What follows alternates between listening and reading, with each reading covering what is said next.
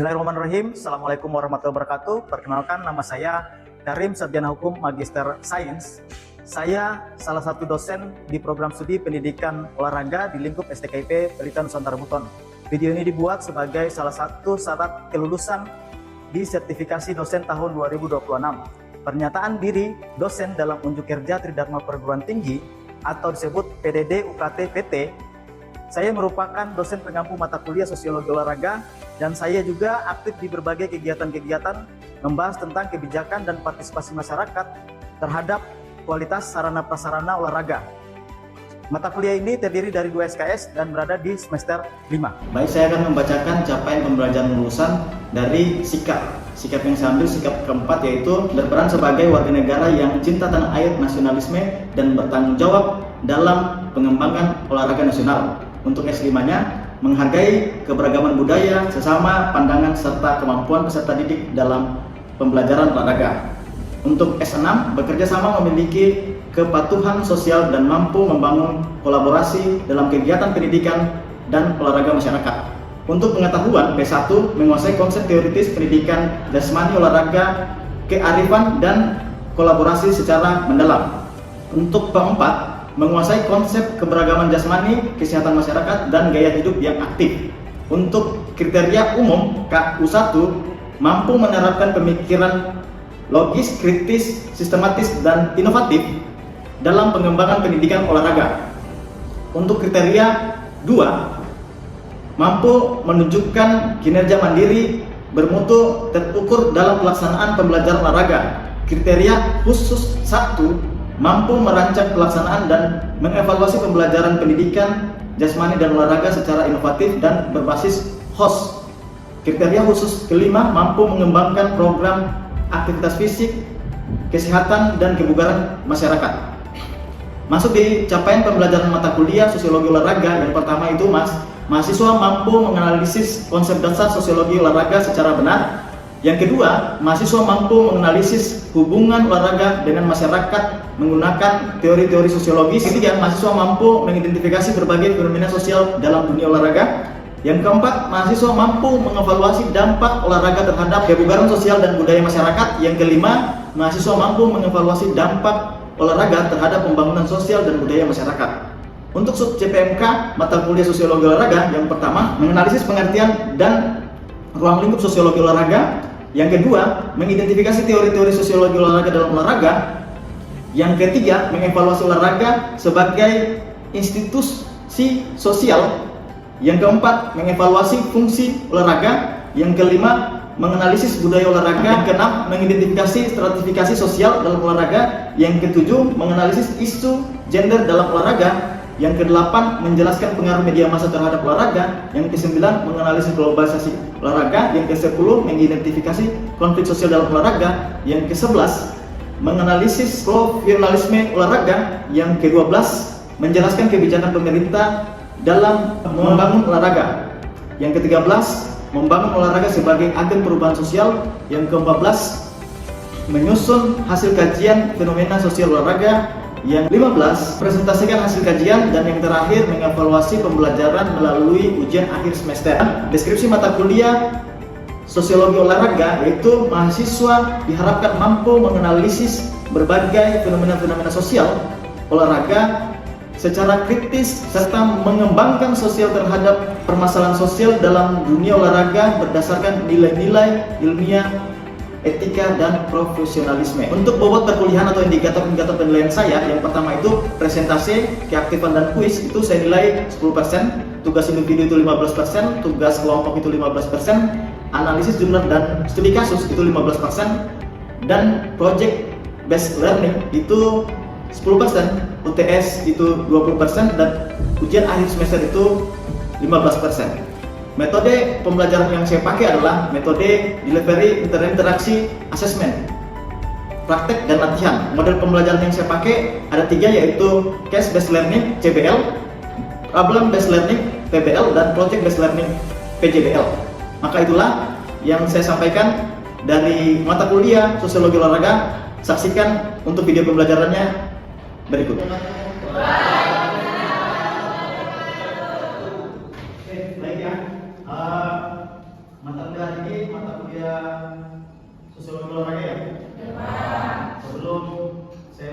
Saya absen dulu ya. Ya, Pak. Asmita Aulia. Hadir, Pak. Oke. Nadia. Oke. Citra Salsabila. Hadir, Pak. Laude Mando. Hadir Pak. Oke. Ahmad Deru Saputra. Hadir Pak. Oke. Ahmad Fandi. Hadir Pak. Oke. Sudah semua ya? Ya, Pak. Oke. Ya, Pak. Bismillahirrahmanirrahim. Senantiasa kita panjatkan puji dan syukur atas kehadirat Tuhan Yang Maha Esa karena atas limpahan dan berkatnya sehingga kita masih dapat berkumpul di tempat ini sebenarnya dalam melaksanakan agenda perkuliahan di pertemuan kelima ya. Oke, sebelum saya masuk di materi, saya mau tanya dulu teman-teman ini, adik-adik sini. Ada yang mesti tahu terkait dengan pembahasan atau materi di pertemuan keempat? Ada yang tahu? Oke, siapa? Kita. Ya Pak, jadi minggu kemarin itu kalau saya ingatku yang dibahas itu tentang nilai olahraga. Jadi nilai olahraga itu merupakan pedoman perilaku yang membentuk karakter individu dan masyarakat. Kemudian nilai utama dalam olahraga itu ada sportivitas, disiplin, kejujuran, terus ada juga nasionalisme, kemudian tanggung jawab. Itu saja Pak kalau yang saya ingat. Oke ya, kita beri apresiasi kepada kita. Jadi di pertemuan keempat itu kita bahas kemarin nilai-nilai dan fungsi olahraga. Ya Pak. Apa yang dibahas? Nilai fungsi apa? Fungsi sportivitas. Bagaimana caranya kita mengetahui tentang sportivitas dan bagaimana cara untuk mempublikasikan itu supaya apa? Di mana? Yaitu di media massa dan olahraga. Oke. Ya. Sebelum saya masuk, saya bacakan dulu capaian pembelajaran dari materi media massa dan olahraga. Yang pertama itu mahasiswa mampu menjelaskan konsep media massa dalam olahraga. Yang kedua, menganalisis hubungan antara media massa dan perkembangan olahraga. Yang ketiga, mengidentifikasi peran media massa dalam pembentukan opini publik tentang olahraga ya. Ya, yang keempat, menganalisis dampak positif dan adaptasi media massa terhadap dunia olahraga. Yang kelima, menyusun solusi terhadap permasalahan penggunaan media dalam olahraga. Oke. Lanjut tujuan pembelajarannya. Tujuan pembelajaran dari media massa.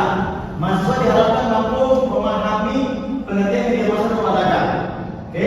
Yang kedua, menjelaskan hubungan media dengan perkembangan olahraga. Ini pentingnya. Yang ketiga, mengidentifikasi fungsi media massa dalam olahraga. Oke. Yang keempat, menganalisis dampak media terhadap atlet. Atlet, organisasi olahraga dan masyarakat. Ya, nanti saya jelaskan sebentar ya. Yang kelima, ya mengembangkan sikap kritis terhadap informasi olahraga di media. Oke. Ya, ini kan media massa ya. Ini media massa. Sekiranya teman-teman sudah tahu, di era digital ini sudah tahu apa perkembangan media massa ini banyak ya. Ya, ada yang bisa mendeskripsikan secara sederhana terkait dengan pengertian media massa. Saya, Pak. Oke, silakan. Baik Pak, menurut saya itu media massa adalah sarana komunikasi yang digunakan untuk menyampaikan informasi kepada masyarakat melalui media cetak, digital, atau elektronik Pak. Sekian. Ya. Ini saya jelaskan ya terkait dengan pengertian media massa. Tadi Pak Nadir bilang bahwa media massa itu sarana komunikasi. Perlu ya, memang dia sekarang orang komunikasi itu bukan lewat SMS tapi lewat media massa. Sarana komunikasi yang digunakan untuk menyampaikan informasi kepada masyarakat luas secara cepat, teratur dan berkesinambungan. Ya, itu ya. Tadi kita sudah bisa jelaskan tentang pengertian media massa sebagai sarana komunikasi. Supaya kita tahu bahwa apa itu media massa, maka kita harus tahu ciri-cirinya. Contohnya kayak, saya harus tahu ciri-cirinya apa seperti apa. Tapi kita sebutkan ciri-cirinya seperti apa. Gitu ya. Ada yang tahu tentang ciri-ciri media massa? Silakan. Baik Pak, mungkin ciri-ciri media massa itu yang pertama menjangkau khalayak luas, yang kedua bersifat terbuka, yang ketiga menyampaikan informasi secara tepat. Mungkin itu. Lanjut ya. Oke, makasih ya Pak Pandi ya. Tadi sudah menjelaskan secara deskripsi terkait dengan apa sih ciri-ciri atau karakteristik dari media massa. Jadi yang Mas Pandi bilang bahwa itu luas ya. Ya, itu hal yang luas. Oke, betul ya. Habis itu didapatkan informasi itu dengan cepat. Ya. Pak, kalau seumpama media massa itu disampaikan informasi dengan cepat, nah itu namanya bukan media massa, itu by chat pribadi. Gitu ya. Oke, berbasis terbuka. Jadi apa yang disampaikan di media massa itu wajib terbuka. Jadi kalau ada yang privasi jangan dipublish di media massa. Itu mempengaruhi opini publik. Nah ini, kenapa kemudian media massa ini mempengaruhi opini publik? Karena apa yang disampaikan atau diinformasikan di media massa itu dapat mempengaruhi mungkin atletnya ya, kalau di bagian olahraga ya. Atletnya itu akan mempengaruhi kalau umpamanya yang dibahas itu adalah privasi dari atletnya itu. Oke ya. Yang terakhir apa? Menggunakan teknologi. Menggunakan teknologi komunikasi itu ya. Ini karena berbasis teknologi. Ini saya hubungkan ya tentang pengertian olahraga dalam perspektif media. Jadi olahraga merupakan salah satu konten media yang memiliki daya tarik tinggi karena mengandung unsur-unsur kompetisi, ya kompetisi, hiburan, prestasi, dan emosi. Ya, liputan media tidak hanya menyampaikan hasil pertandingan, tetapi juga ya membangun citra atlet, klub dan organisasi olahraga. Nah, kita bahas tentang fungsi media massa dalam olahraga. Ya, apa saja fungsi media olahraga ini? Ya, ada yang tahu? Sebelum saya masuk materi silakan deh. Baik Pak, fungsi media massa dalam olahraga itu ada fungsi informasi, fungsi pendidikan, fungsi hiburan, fungsi kontrol sosial, dan fungsi promosi. Ya, oke. Di sini ada fungsi informasi ya. Ya. Jadi fungsi informasi itu di dalam media berfungsi ini sebagai kita mengetahui jadwal pertandingan. Ya. Jadi teman-teman hari ini bisa mengetahui jadwal pertandingan yang main tadi malam sepak bola ya. Karena kita menyayangi teologi ya. Nah, teman-teman bisa pakai sekarang ada aplikasi di Google bisa live score ya. Nah, kalau perlu kita mendapatkan sebuah informasi hasil pertandingan Piala Dunia kita harus beli majalah atau nonton televisi. Nah, sekarang semua teman-teman itu ada media digitalnya ya, itu pakainya, jadi bisa untuk langsung live score ya. Ada fungsi pendidikan. Di fungsi pendidikan itu ada teknik olahraga. Ya, ini ya. Jadi kita harus tahu ini. Nah, kenapa kemudian di fungsi pendidikan itu ada teknik olahraganya? Karena di orang supaya tahu bagaimana teknik dribbling, bagaimana teknik menendang bola dengan kaki atas dan sebagainya, itu dari mana? Dari fungsi pendidikan tadi. Ya. Oke, lanjut ya. Ada fungsi hiburan. Ya, fungsi hiburan. Apa yang pertama? Televisi. Fungsi hiburan itu. Kita datang ke informasi dari televisi ya. Sudah lagi nih. Sekarang lagi tren orang nonton di HP masing-masing ya. Sudah nonton di televisi. Tapi ingat ya, kalau nonton di online, jangan dibandingkan di TikTok atau di YouTube live streaming atau di Facebook ya. Dan ini kita kena aturan ini. Ya, jadi kalau mau kena lain di jangan di live ya. Nah, ini yang keempat fungsi kontrol sosial. Nah, apa yang pertama? Ya, yang harus dikontrol jangan sampai organisasi olahraga itu korupsi. Itu ya, banyak ini. Ya. Jadi teman itu apa? Doping ya. Ini bagi atlet ya. Contoh kayak Cristiano Ronaldo dicek terus itu tentang pemakaian doping ini. Nah, karena dia masih bukan ya. Bukan. Nah, kita yang ketiga apa? Pengaturan skor ini bahaya. Karena apalagi maraknya judi online ya. Ini pengaturan skor ini. Jadi kalau ditahu bahwa jangan sampai kalian sudah pasang sekian padahal dia tulis skornya. Atau ada sebuah organisasi bermain tentang pengaturan skor ini, maka kita butuh ini sebagai alat kontrol. Oke, sebelum kita masuk di jenis media massa yang mau ditanya. Baik Pak, pertanyaan saya, apa hubungan media massa ini dengan olahraga? Begitu juga sebaliknya, apa hubungan olahraga dan media massa? Oh ya, bagus ya pertanyaannya dari Awan Saputra ya. Ya, terkait dengan hubungan apa media massa ini dengan olahraga. Ya, tadi sebenarnya saya sudah jelaskan ya tentang fungsi dan sebagainya. Tetapi saya menekankan lagi ya bahwa fungsi media massa dan olahraga ini saling menguntungkan ya, saling terikat. Artinya feedbacknya ada, timbal baliknya ada antara media massa dan olahraga dengan media massa. Contohnya Pak, apa yang di media massa dengan olahraga? Nah, yang pertama media massa itu bisa mendapatkan informasi dari olahraga, itu ya. Ya.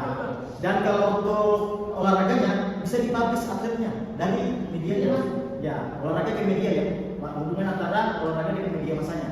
Tapi kalau hubungan antara media massa dan olahraga itu bisa kita dapatkan informasinya. Artinya dia membantu informasi tadi, ya, untuk banyak informasi mereka. Sedangkan di olahraga media itu fungsinya supaya atletnya itu bisa dikenal atau kompetisinya lebih dikenal.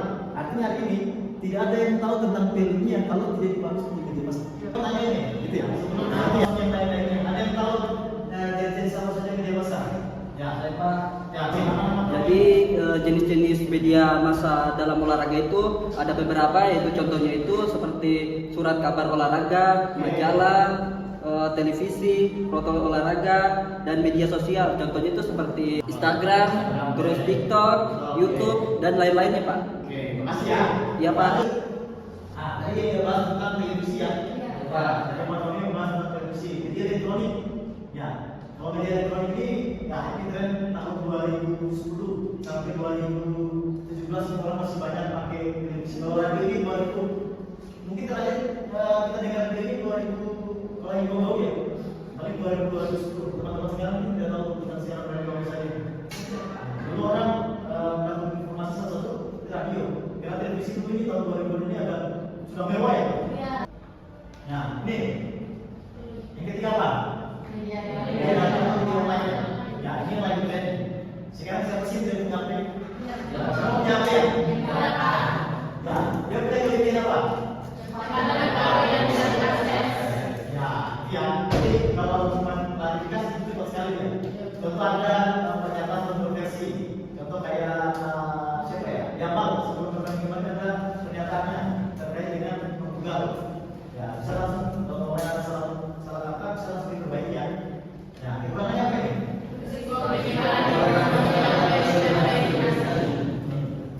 Jadi karena terlalu banyak penyampaian informasi yang dalam online atau dari tadi, maka tidak terverifikasi dan banyak hoax. Ya, banyak hoax saja. Selain media online, ada namanya media sosial. Ini gimana nih? Ya, karena orang bisa bagi informasi atau tidak dapat informasi dari Instagram, dari Facebook, dari TikTok, ya, nah, kalau dibandingkan semua media ini, yang paling banyak hoaxnya ini.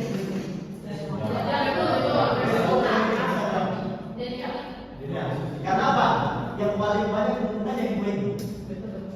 Ya, ini susah sekali divalidasi bahwa itu kan gimana? Ya dari gue ini. Nah, ada poin-poinnya tadi dari media sosial ini apa? Interaktif dan mencari tahu banyak yang pengguna. Karena banyak yang pengguna jadi gampang informasi itu disampaikan. Nah, ini pengaruh media massa terhadap dunia olahraga.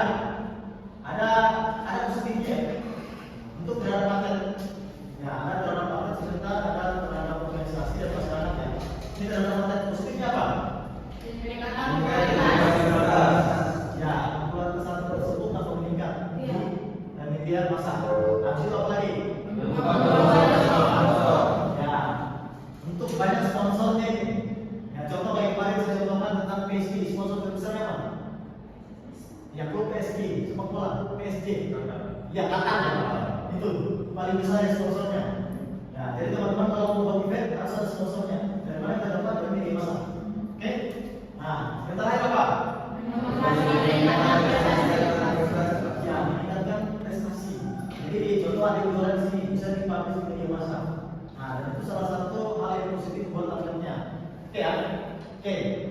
Ketika ada positifnya maka pasti ada negatifnya. Ya, ada yang tahu negatifnya apa itu? Oke, silakan deh. Siapa namanya? Ya, baik. Untuk dampak negatifnya itu yang pertama ada penyebaran berita hoax olahraga. Ya. Yang kedua ada sensasionalisme berita. Yang ketiga itu ada pelanggaran privasi atau itu dampak negatif ya buat atlet ya. Oke, makasih buat Amin Saputra ya. Oke. Ya, ini ya saya masuk ya. Tadi mungkin yang dibahas oleh Amin secara umum ya terkait dengan ini pengaruh media massa yang positifnya ya. Di sini saya pisahkan ya. Tadi kan kita bahas atlet ya. Yang negatifnya apa saja? Tekanan publik. Ya, tekanan publik. Situ yang kedua apa? Aktivitas berlebihan. Karena terlalu banyak netizen yang buat tamu, jadi buat daun atletnya. Contoh kayak Portugal hari ini digadang-gadang jadi juara dunia, Piala Dunia. Nah, padahal hasilnya tidak bagus karena ini buat para atlet Portugal. Nah, saya tekan dengan ini. Yang terakhir apa? Jambal privasi. Banyak kan yang dimaksud itu privasinya. Contoh kayak Yamal dulu ya. Yamal ketika tahu Yamal ya? Tahu. Ya, sampai Barcelona mainnya Spanyol ya. Dulu ketika dia dapat Ballon d'Or, dipublikasi semua dengan orang tuanya, bapaknya, di media sosial. Nah, ini buat atletnya ini daun tuh ini. Ya. Jadi ini peran media massa. Nah, peran media massa yang pertama apa? Sarana komunikasi antara atlet dan penggemar. Ya, sarana komunikasi antara atlet dan penggemar. Ini langsung ya. Contoh kalian melihat saya siapa? Diskino. Iya betul, Diskino. Nah, bisa ada tutupnya ya. Ya, jadi yang kedua apa? Ya, promosi kompetisi. Ini kan teman-teman kalau umpamanya ada mata kuliah tentang ekstrakurikuler terkait dengan kompetisi bisa buat ini, bisa dipakai dia masa untuk menjadikan peran. Nah, yang ketiga apa? Edukasi olahraga ya, edukasi olahraga. Yang keempat, yang terakhir apa? Ya, semua branding atlet. Oke.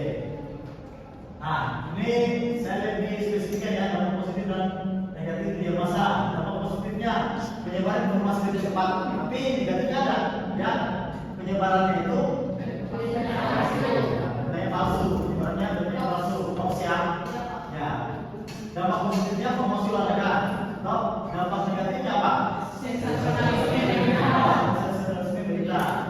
Habis itu edukasi masyarakat. Ya, positifnya. Tapi negatifnya apa? Ya, karena dalam atlet. Meningkatnya partisipasi olahraga. Dampak negatifnya apa? Ini yang negatif tidak bagus ya. Ya, mendukung industri olahraga. Ya, negatifnya apa? Ya, ini dampak positifnya ini terkait dengan jadi bagus ya. Ya, kita bahas tentang hal-hal yang tidak bisa dipublish ini negatif nanti posisinya. Oke, sebelum kita berakhir materi hari ini, teman-teman saya kasih studi kasus ini supaya teman-teman tahu. Diskusi 5 menit atau 10 menit, di situ teman-teman satu kelompok nanti bisa mempresentasikan apa ini, apa peran media sosial dalam kasus tersebut ya. Oke, silakan media.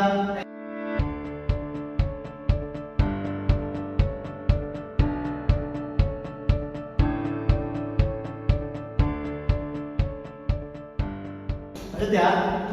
Yang di kelompok satu mungkin siapa yang bisa menjelaskan tentang ini peran media sosial dalam kasus tersebut? Perkenalkan, nama saya Smita Aulia. Di sini saya mewakili kelompok saya untuk menganalisis dari studi kasus yang telah diberikan. Yang pertama itu peran media sosial dalam kasus tersebut. Perannya itu sebagai wadah interaksi secara langsung antara publik dengan atlet untuk menyuarakan pendapat atas kasus yang telah terjadi. Untuk yang kedua, dampak positif dengan negatifnya bagi atlet. Yang pertama, dampak positifnya tentunya untuk meningkatkan motivasi atlet dari komentar-komentar atau nasihat dari para penggemarnya. Yang kedua, tetapi itu ada juga negatifnya bagi atlet. Negatifnya itu seperti menurunnya motivasi atau kepercayaan diri seorang atlet karena penyampaian komentar yang bersifat menghina dan menyerang secara pribadi. Nama saya Awan Saputra dari perwakilan kelompok 2. Nilai-nilai yang harus dijunjung oleh pengguna media yaitu jangan melontarkan komentar-komentar negatif agar tidak menurunkan motivasi atlet, dan strategi untuk menciptakan pengguna media sosial yang lebih etis dalam dunia olahraga yaitu seperti mempublish prestasi atlet agar lebih meningkatkan keminatan publik untuk menjadi atlet dan meningkatkan citra positif bagi atlet. Kita kasih tahu dia dengan awal sampel ya dalam mendiskusikan terkait dengan studi kasus ini. Nanti semuanya ini ya, tapi nanti selesai ini ditulis bisa, ditulis baru studi store. Jadi sebagai contoh bahwa perwakilan dari kelompok 1 dan kelompok 2 ya, yang mana tentang studi kasus. Oke, selanjutnya sebelum berakhir ini ada nanti kita diskusi kelompok ini bisa ditulis ya. Nah, terkait setiap kelompok melihat satu berita olahraga dan media cetak ya, televisi dan sebagainya ya. Yang diperhatikan itu adalah si beritanya, ya, akurasi informasi dan sebagainya ya. Itu bisa dicatat ya. Oke, lanjut. Sebelum selesai ini, tadi kan kita bahas tentang pengertian media massa, fungsi media massa, media massa. Ada yang bisa refleksikan apa yang kita pelajari untuk hari ini? Ya, silakan. Saya Pak Alonso lagi ya. Baik Pak, terima kasih atas kesempatannya. Jadi yang bisa saya simpulkan dari pemaparan tadi bahwasannya media massa ini memiliki peran penting dalam perkembangan olahraga karena penyebaran informasi yang luas dan liputan yang mendalam sehingga olahraga ini dapat dikenal di kalangan masyarakat dan menumbuhkan minat para atlet dan membangun citra positif dan prestasi bangsa. Terima kasih. Saya simpulkan dari materi untuk pertemuan kelima ya, yang membahas tentang media massa dan olahraga. Yang pertama, media massa itu memiliki peran penting dalam perkembangan dunia olahraga modern. Yang kedua itu hubungan media dan olahraga yang bersifat saling menguntungkan yang ditanyakan tadi ya. Tanyakan. Oke, yang ketiga, media berfungsi sebagai sistem informasi, pendidikan, hiburan, kontrol sosial dan promosi. Ya. Nah, yang keempat, perkembangan media sosial mempercepat penyebaran informasi sekaligus menghadirkan tantangan baru ya. Ya, seperti apa ini? Hoax dan cyberbullying. Ya. Yang kelima itu literasi media. Media menjadi apa? Kemampuan penting bagi mahasiswa agar mampu mengenai informasi dan menggunakan media secara etis. Itu ya. Ya. Ini referensi yang saya pakai ya. Ada dari Desember tahun 2021 dan sebagainya ya. Nah, ada undang-undangnya, undang-undang nomor 11 tahun 2022 ini, undang-undang nomor 40 tahun 1999 tentang undang-undang pers, ya. Ya, ini salah satu media cetak yang ada di Kota Bogor, yang ada Nonton Post, tapi dia sudah transisi ke online-nya, ada YouTube-nya, ada Facebook-nya, ada Instagram, ada TikTok-nya, dan ada apa ini? Tris ya, Instagram. Ya, ya. Oke. Terima kasih ya. Ya. Tapi sebelum berakhirnya pembelajaran hari ini, ada yang saya sampaikan teman-teman. Jadi jangan pernah berhenti mencari ilmu, dan mencari ilmu itu jangan hanya membaca dan sebagainya, tapi mendapatkan informasi dari media itu sangat penting. Tetapi teman-teman mendapatkan ilmu itu harus disaring, harus terbiasa supaya bisa meningkatkan olahraga yang lebih mahasiswa yang lebih kreatif dan lebih efektif untuk perkembangan zaman. Ya, oke. Sekian materi hari ini. Saya akhiri dan ucapkan wabillahi taufiq hidayah. Wassalamualaikum warahmatullahi wabarakatuh.